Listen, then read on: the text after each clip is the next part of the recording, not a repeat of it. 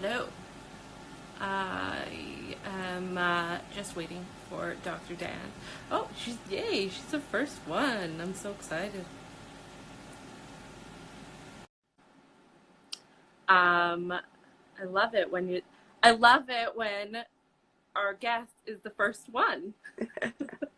Can you hear me? I can. Rebecca, can you hear me?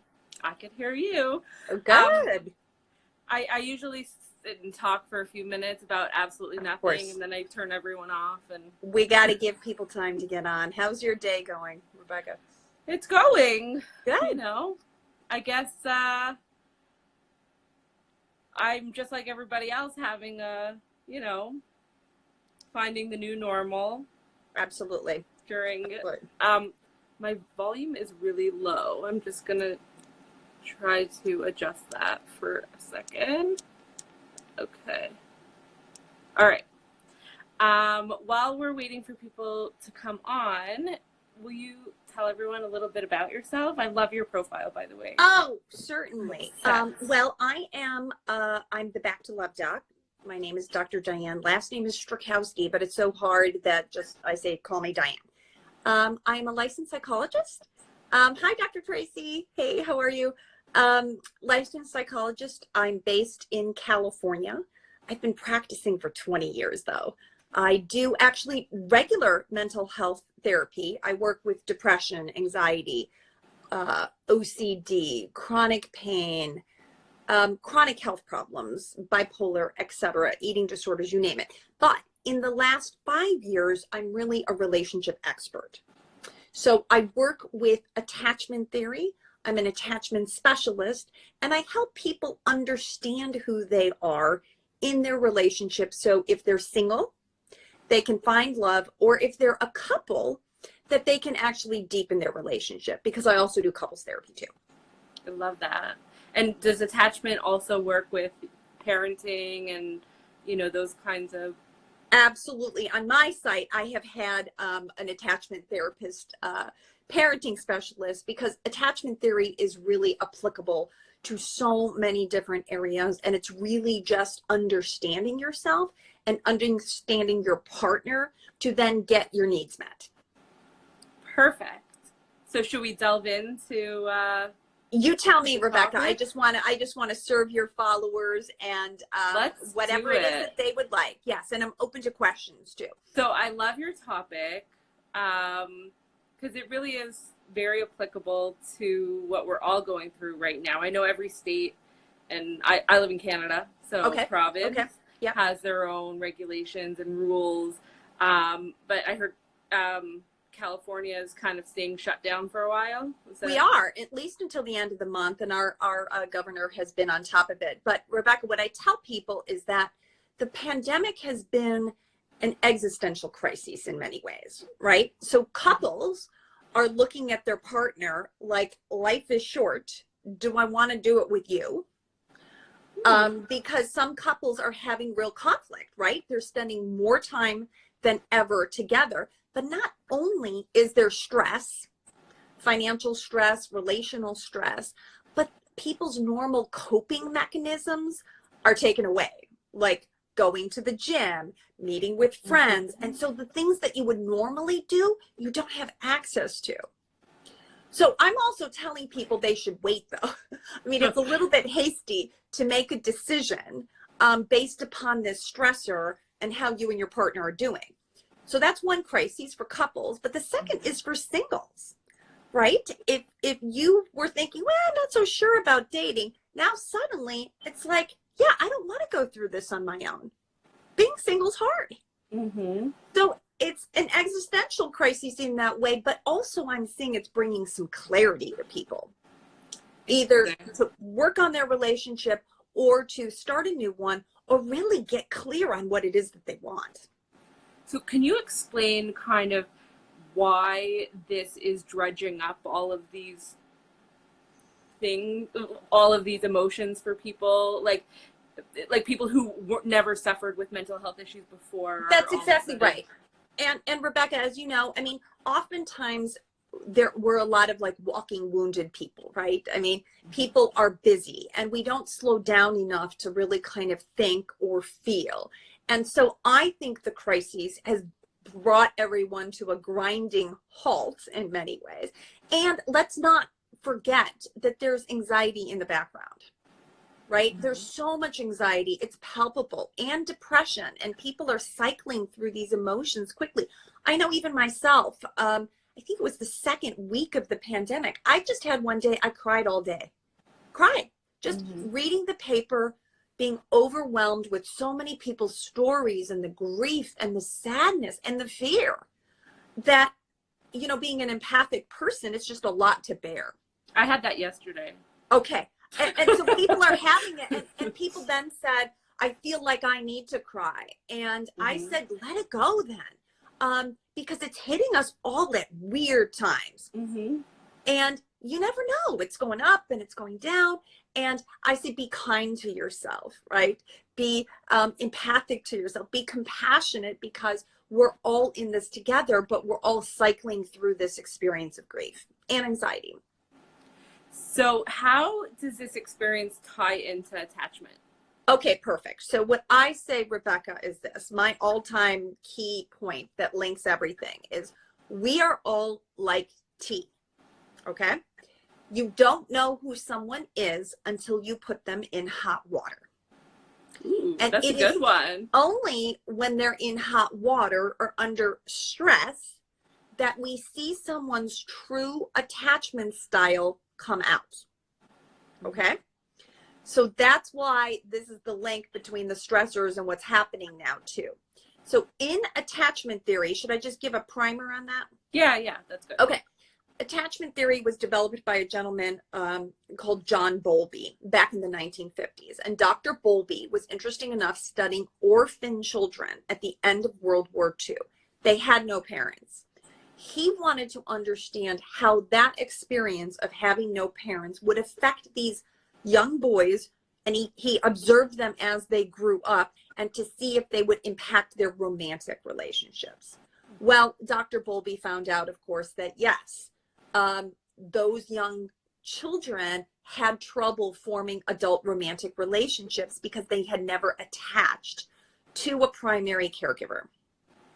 And so he calls it cradle to grave, meaning that oftentimes people have the same experience where if they did not attach when they were young, they will have challenges later in their adult romantic relationships because it feels foreign to them.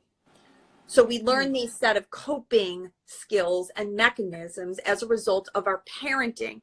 And then there's something about the romantic relationship that mimics the adult-child relationship. So, and then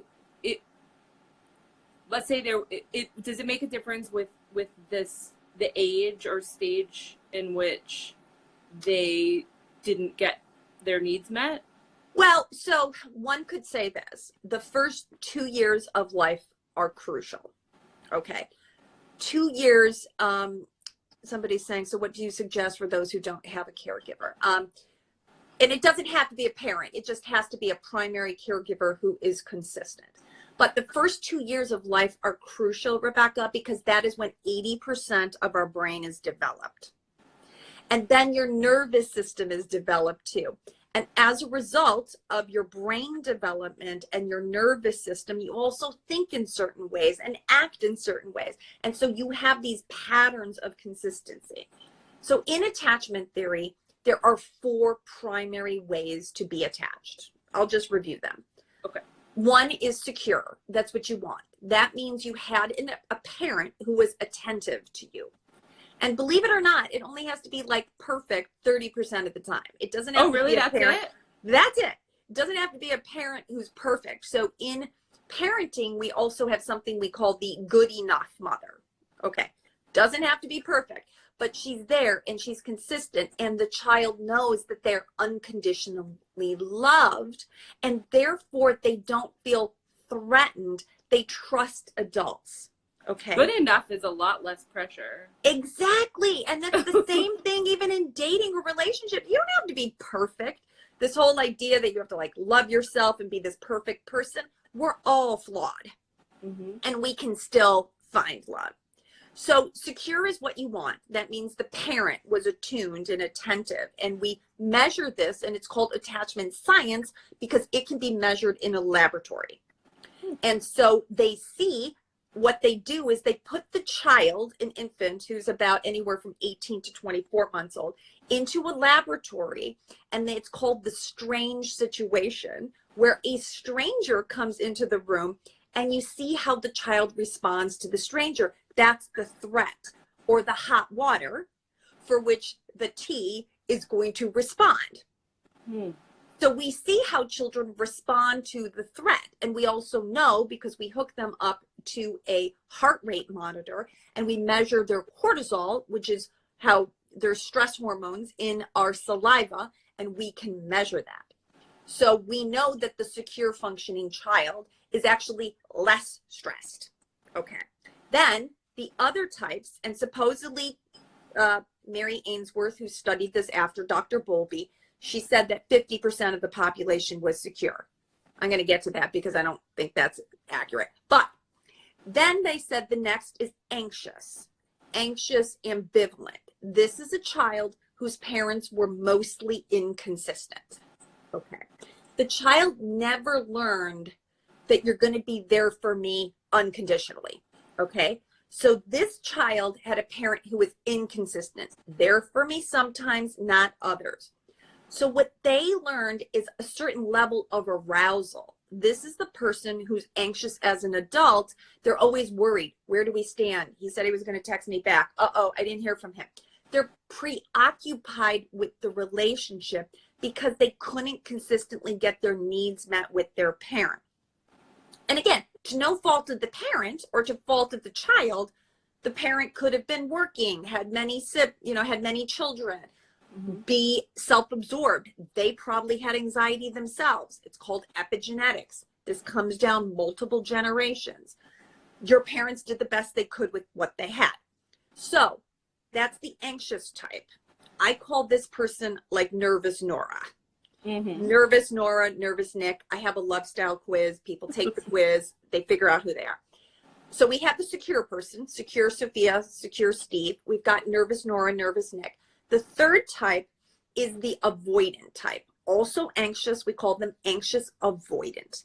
This person, little baby here, already learned my parents are there for me physically, but not emotionally. Okay. This child learned, I gotta do this on my own. Even though they're in this strange situation and a stranger and there's threat, they do something called auto-regulating. This is the person who might look like they have commitment issues. Really, they're afraid to be vulnerable. And so much of my work is teaching people they're not doing this intentionally to you.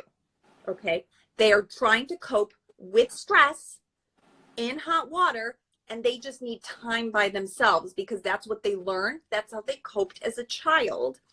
Because they couldn't rely on anyone, the parent was in some way negligent. The parent didn't, and this could be a cultural thing where parents are like, children should be seen and not heard, play on your own. We tell boys, suck it up, do it on your own. Boys don't cry. We tell girls that too. We do. And there could be a lot of shaming in this too. But that's what they learned. I'm on my own. Even though that little baby is completely stressed out and freaked out because there's a stranger in the room and I have nobody helping me. Okay. That we say is another part of the population. I call them independent Isabel or independent Ian. They want to maintain their independence. And so for them, the threat is actually going deeper in a relationship. And when they're really going to commit, like when they're moving in or really stepping it up in a full-blown commitment, that's when they freak out. Okay. And are they the type that like holds things in or? Yes. And so I also on my quiz have a subscale for high expressive versus low expressive, because you could be the nervous type, the anxious type, but you still hold it in. Or you could be the independent person and you talk more. So it's a subscale. There are some people who in their family, they learned, let's talk it out. And some other families hold it in. That's not what we do. But we learn these things early, because as children, we're sponges. There's like mirror neurons, and we are following the patterns of our parents. Mm-hmm. And so we don't know any different then. And when we come into adult relationships, we oftentimes just fall back and start replicating what it is that we learned, because that's what we learned is love. That makes a lot of sense. Right? So this is why your childhood is important. And it feels daunting, like, oh my gosh, I have an insecure attachment style. But the work that I do then is to then help people improve that. And we can do that with therapy, and we can heal in relationships, and we can do some of that work on our own. So the lovely... Did we do all 4? We did the... No, thank you. Secure, I was just going to say, anxious... So we have secured, which is great. We have the anxious, nervous Nora Nick. We have the avoidant / independent Isabel Ian. Then we have the person that they called technically the disorganized person. This is a young child, thank goodness, not high percentages, that was abused. So they are in the strange situation, and they're supposed to seek comfort from their parent, but this is the person who's also abusing them. So they are very disorganized in terms of their behavior. They might throw themselves on the ground, have a temper tantrum. They don't know what to do because there's a threat, and they're basically confused. So I call that person confused Connie, Connor.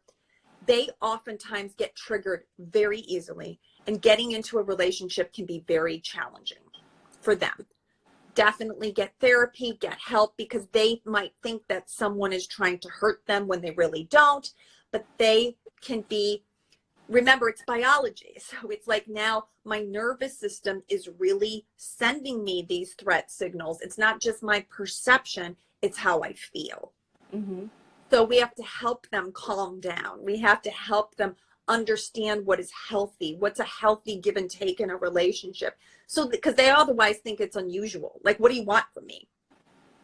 Right. And so the work is to calm them down. And everyone needs to understand these other styles. Because you could say, oh, well, I'm secure. And I'm like, yeah, but now if you partner with someone who's like a confused Connor, or someone who's a nervous Nick, and he's coming on a little strong, and you're like, oh God, that's like too much. I'm like, but for him, he's seeking validation from you. It's really not that much. You see, and if we don't have an understanding of the root of these behaviors and where it's coming from, then we can oftentimes just push back and say, oh, that's not for me. I don't know, Rebecca, if you want to tag in the comments the topic. So did somebody say what's the topic? Right. Oh. That's okay. Anyway, we'll tell them. The topic is relationships and attachment. There have been a few comments. Should we break for a second to go through them? Sure. Tell me. So somebody said, I have been in a very secure, healthy relationship with an amazing guy, but because of this anxiety you're mentioning, I'm always double doubting everything, and I do not know how to stop this. Okay, so she was secure, but now she's anxious because of this guy? Is that it? Oh, she continued, my boyfriend has proven enough that everything is safe, but it is as if I'm looking to doubt everything. Yeah, and that's where it's very hard to relax. Okay, so the anxious person feels like they're waiting for the shoe to drop, and they have a hard time trusting. What's really interesting, Rebecca, I tell this person, my advice would be start trusting yourself first. I know that sounds strange, but the truth is this, that sometimes we don't even honor our own commitments. So let's say I'm an anxious person and I'm always looking for data and information to confirm you like me or you don't. And I hate ambiguity. The anxious person hates not knowing where they stand. That's why the beginning of dating is very hard for the nervous person, because dating is a lot of ambiguity. Mm-hmm. And you're not going to get the answer. But I would say start to learn that people are trustworthy and start with yourself. So if I say I'm going to, I don't know, do yoga every day, or I'm going to meditate, very good things for the nervous person to do. Start doing it and start keeping record of it, because as you start trusting yourself more, you will actually start trusting other people. Oh, wow. I want to elaborate on this point because Yeah. you were saying that, you know, during this time we have to work on self-love. So That's right. That's right. would this be the kind, like, you know, can you develop on this idea? Absolutely. Rebecca, what is self-love? Okay, so what I hate is when people say, if you want to love somebody, you have to love yourself. Okay, I have to be honest, because how do you do that? It's kind of tricky. We can like ourselves and we can do self-care, but self-love is kind of tricky because according to attachment theory, we love in connection with other people. So you see, it's kind of tricky. Like I say, well, how am I going to learn self-love? Am I going to go up on a mountaintop and meditate and come back and say, I love myself now? I have to take baby steps. I can care for myself. So self-love is really self-care. I do things, I commit to myself, I follow up, I am disciplined, I do the things that I say I'm going to do. Okay. Does that make sense? Yeah. Now we can also have self-parenting. I've heard that. Yes. Okay. So part of that self-parenting is this idea that you had an inner child, right? This little person in you. I'll call myself like little nervous Nora. I didn't get my needs met from my mother and my father because they were busy doing other things. I have to be compassionate and in my way parent the younger child in me, which means to give to myself those things that I didn't get. So does that work to fill attachment needs even though you're not connecting with an external person? Not, it's a process. So literally I have like a 3-step process.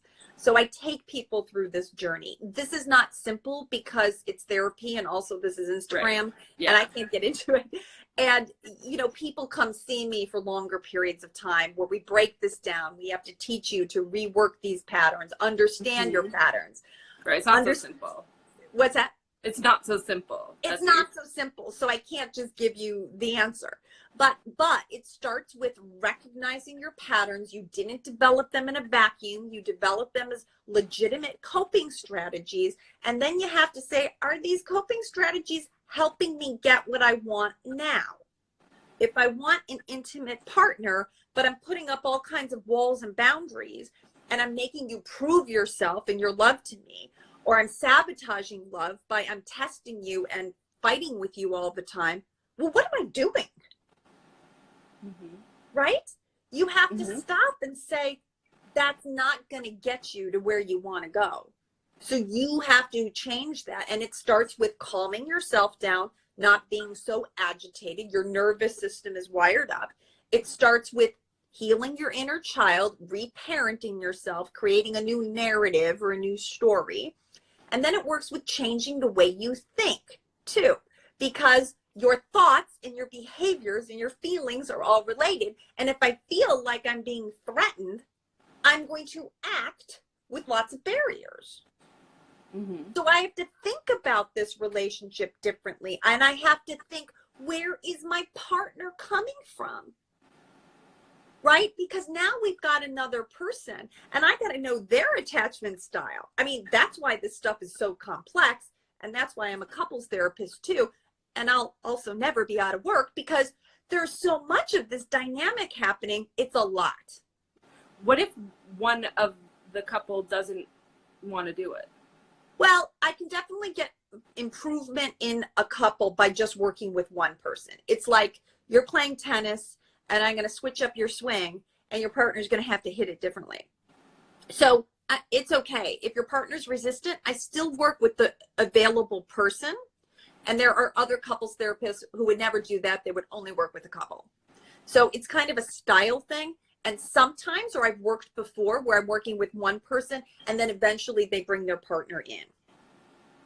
And now we start working because now we really start making some progress when I can work with their communication style. That's awesome. So somebody asked if it's possible to have different attachment styles. What's interesting is we see like a predominant theme in a household.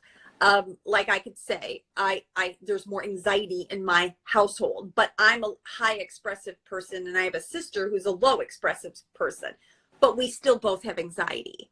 It's usually the predominant parent, because you can have parents, one anxious, one avoidant. It's the predominant parent who kind of like has more of an influence on the type in the family. So if let's say a parent is like an anxious, has an anxious attachment or something. That's right. But they're really working on themselves, and they are giving their children that nurturing that they need and providing the, what the children need. Yep. But they are anxious. So the children will actually see that in them, even if it can be broken. I mean, that's the positive thing. You can break the cycle. And so with good parenting, with education, with really saying, I'm going to do this differently, there's not a guarantee that your child's going to be anxious because the parent's anxious. It's all very break the cycle. That's right. And so there's something called earned attachment, which is, again, through therapy or otherwise, or even a parent could have come from an abusive situation, but they said, I'm not going to let that happen to my child. And they do everything they can because they're going to get triggered or they're going to be stressed out when the baby's crying or the baby has needs, and they have to learn how to calm down and then give to the child without thinking like, oh, my child is acting out intentionally. You have to see them as a child, which is they're a child, they're just a nerve ending and they have a need. Is it possible for a child to grow up secure and then have some sort of trauma that makes them go off? That's right, Rebecca, that's a great question. So what I see is they can be situationally anxious, but they're not going to change their style, if that makes sense. So what happens is you have a secure person and they partner. I have this happen all the time. They partner with someone who, let's say, is an alcoholic. And now this person is very needy, very negative, even abusive. They might step back and their self-esteem might suffer for a while. But if they were to leave that relationship or move on, they can come back to being secure. Interesting. So we might see like them regress, right? They might regress, but if they're going to get back to themselves, work on themselves, they can definitely get back to being secure. So my website was called Secure in Love. I try to help people get back to love, back to themselves, which is a better version of themselves, with doing lots of therapy techniques.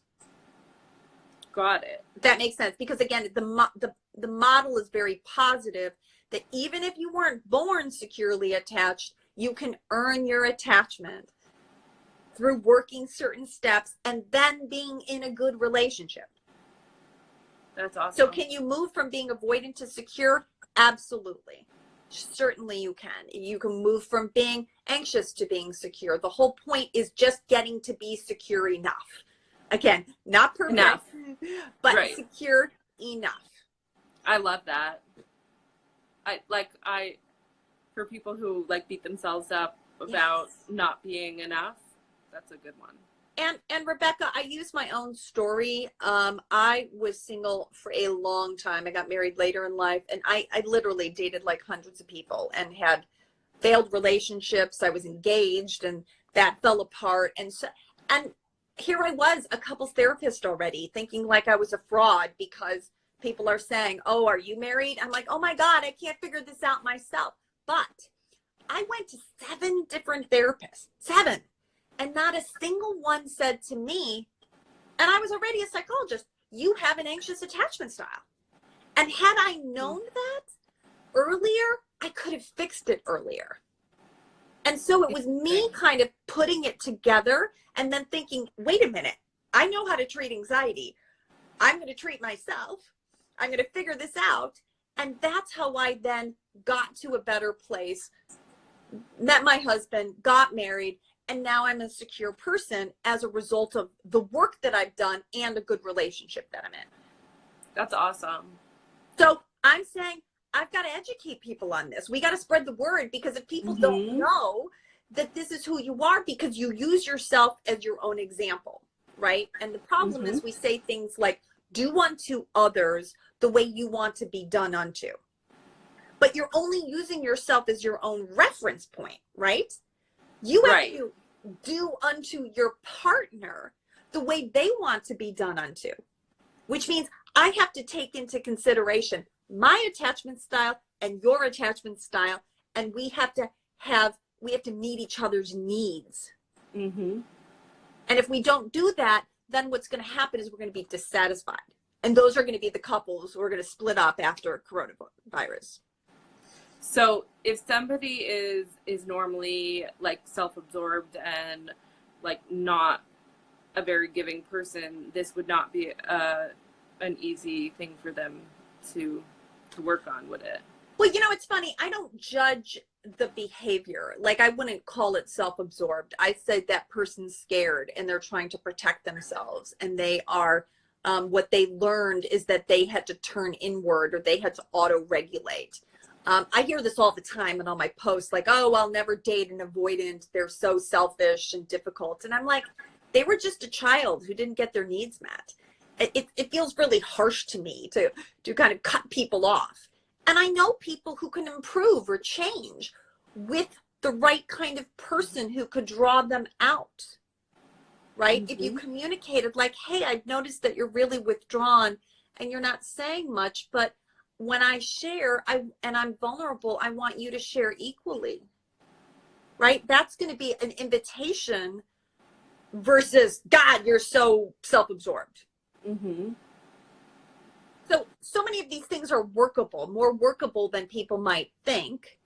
And it's not that we mean to be wishy-washy. We're just saying people can change. Yeah. Right? And how do you deal with an avoidant partner is you have to invite them in. You have to realize that this is not natural for them. We throw around this word vulnerability. The avoidant person doesn't know how to be vulnerable. You have to invite them in. You have to make it comfortable for them. You have to tell them why you would like them to share. I'd like to know more about you because I feel closer to you when I do.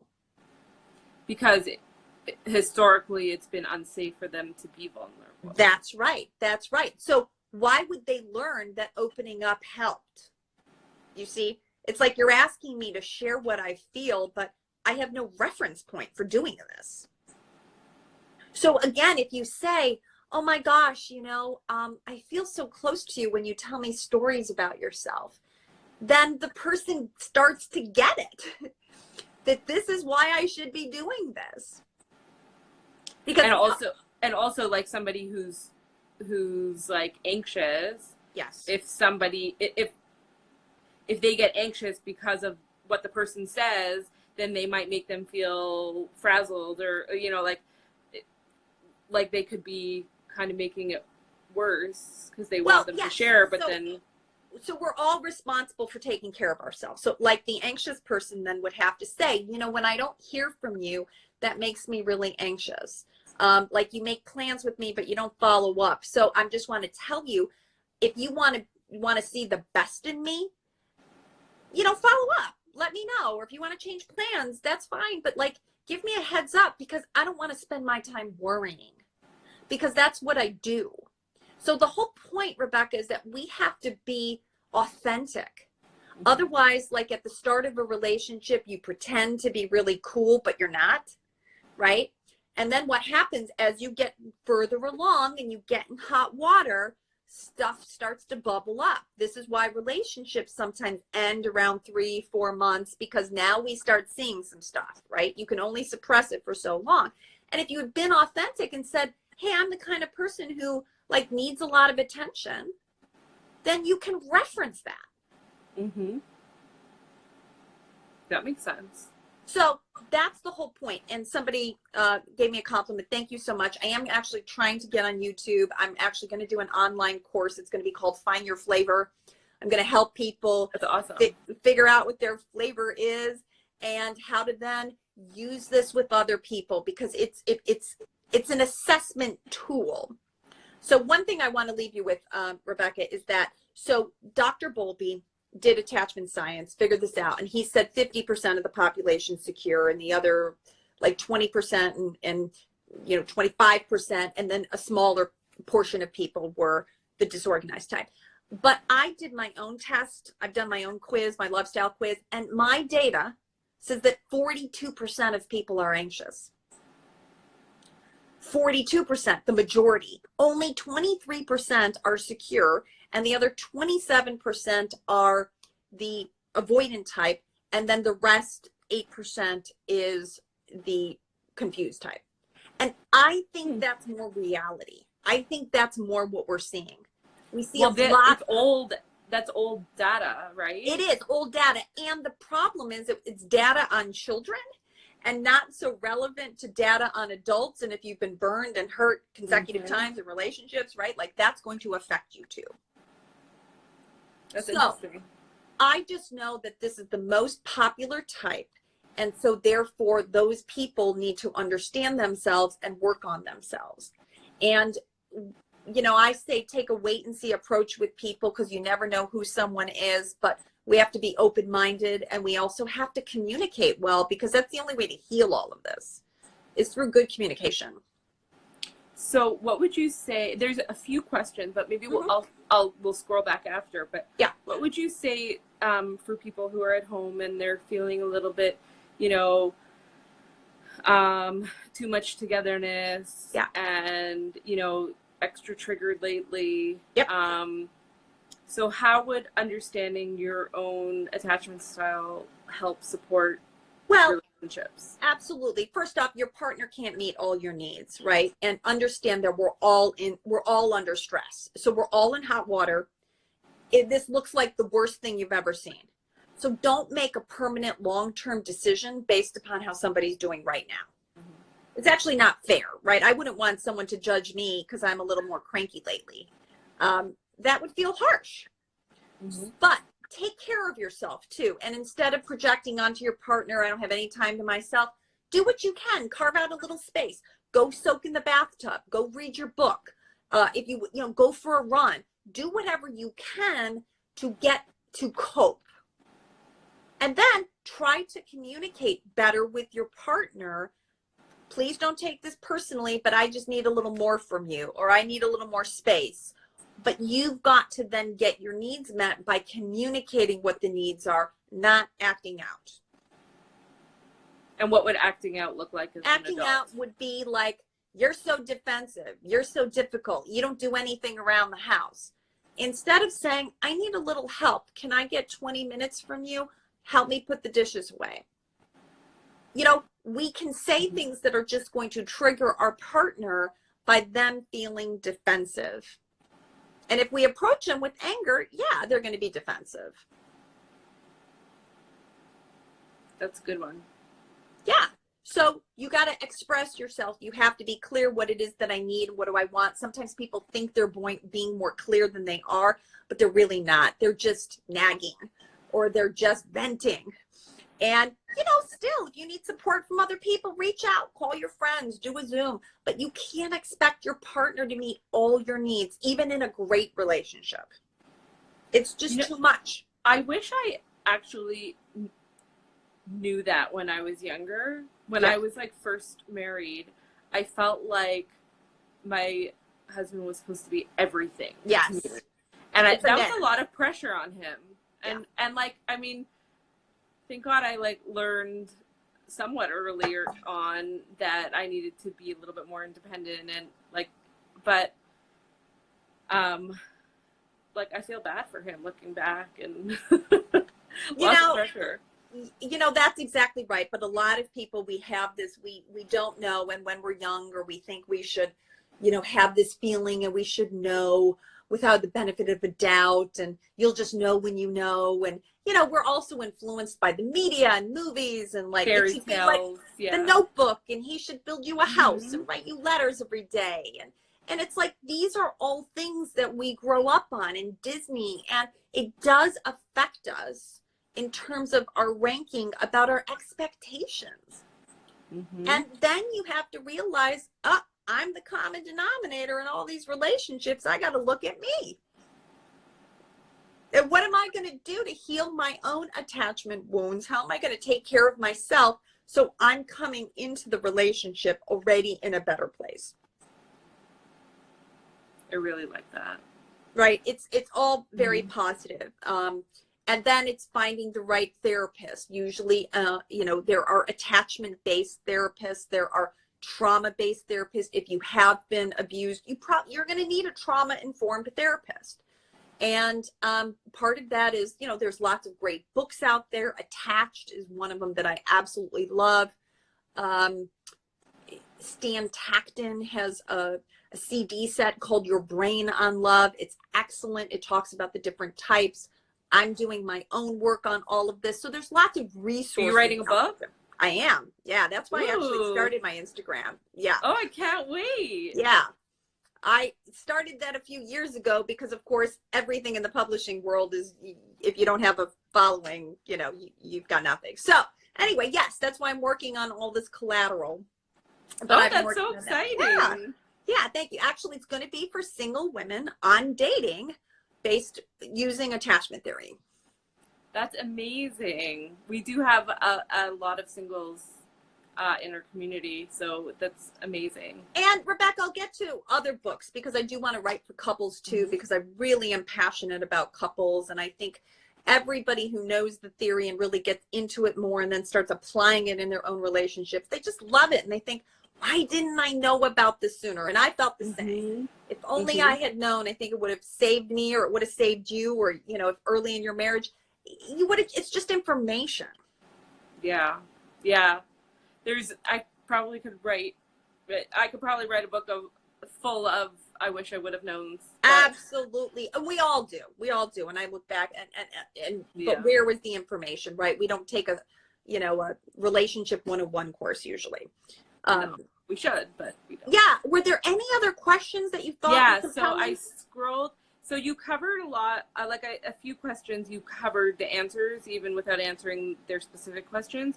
Somebody asked, is it possible for children who grow up in the same family to have different attachment styles, like even twins? Yeah, and I think that's possible. I have seen that. It's more rare, but it does happen again, because maybe they are bonding more if they're different parents, right? Like one's anxious and one's avoidant. They somehow bond more with, that's possible that could happen. There was one good question here. I'm just cleaning my screen. Something about good attachment style pairings. Yes, that's it. And what I see, just the most common pairing is the anxious with the avoidant. Think about it. It's like the moth to the flame. The anxious person is very validating, reassuring. And so the avoidant person kind of likes it at the beginning, but the avoidant person feels very calm and very centered. So it's like the person calms the anxious person down. Having said that, this is sort of an opposites attract, an opposites attack, because the anxious person over time will feel abandoned and rejected when the avoidant person is simply just taking care of themselves. The anxious person will feel like they're not getting their needs met. Why is he so cruel? How come he didn't text me back? How he knew he should have, would have, could have said this to me and he didn't. And so mostly the anxious person will be more upset with the avoidant person. That's the pattern. And so I've got to enlist both of them to kind of come to the middle, and there should be enough time and space to meet both of their needs. And the avoidant person has to communicate better and has to say, listen, I love you. Don't take this personally, but I need some time to myself. That makes sense. Yeah. So that's the most common, but sure, I see all kinds of combinations. The secure with the disorganized or confused. I see two anxious people together. I see two avoidants together. It can all work. It also kind of matters to what extreme you are too. If you haven't done any work on yourself and you're triggered by everything, that's going to be harder. versus someone no matter who you're with. That's right. Versus someone who's done some work on themselves and they might be anxious, but they know how to handle it. So, and of course, two secure people together would be great. You've got two flexible people, easygoing. You probably have a nice family. That would be great. But we don't like come with a checklist and go, oh, I'm looking for a secure person. I'm going to go on this dating app and there they are. I mean, it's hard. And we all look good at the beginning too. And then you don't know who you are until they're in hot water. I'm surprised that there's as many secure attachments, according to your data, as mine there data are. says 23%. So it's not a huge number. I know, but I'm shocked that it's even that high. Yeah. And, well, think about it. I mean, I think that makes more sense than saying 50%. Yeah, oh, for sure. I was like, do you know 50%? Yeah, there's no way. 50%. People who are secure, I don't. And I thought, is it just me? Or, so that was my data.